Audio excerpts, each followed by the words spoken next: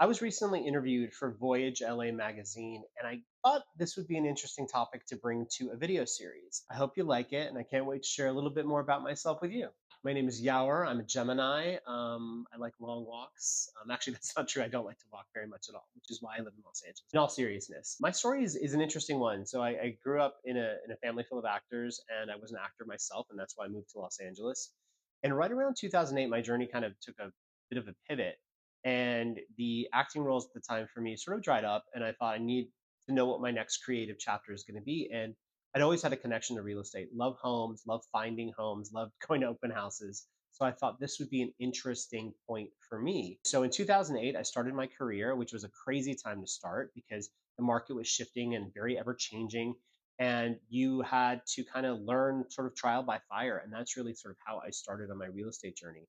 And I found that I could take those contacts and those skills that I had learned being an actor and really apply them to my life as a realtor, because I found that I had to be on all the time. It was very presentational and it was very interactive. And that's really what I did as an actor. If you think about it, it was very much interacting with the other person in the scene. And this was interacting with people in real life where I got to take them on their next chapter.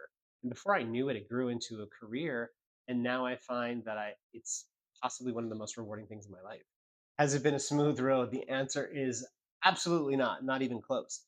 Um, the thing is, if you're not growing and developing and being challenged, I just don't think you're moving forward in life. And certainly in a real estate career, that's definitely the case. In 2008, when I started, my first deal was court approval probate, which is one of the hardest deals that you can do. And it was really trial by fire. I was just sort of thrown into it. I had to learn on my feet.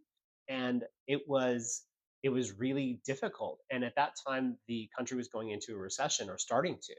And I found that my first year in real estate, I did 30 short sales, which these days is sort of unheard of. But at the time, people were underwater in their houses. And so I had to do a lot of negotiating with banks. And again, it's that sort of presentational, always being on, always being interactive. And I found that those skills um, really assisted me in what I was doing in real estate. And I just found like that early kind of momentum was very uncertain. But once it started to happen, I found that I could continue that throughout my career. And along the way, obviously, it's about relationships and doing great work because those clients from 2008, most of them are still my clients today.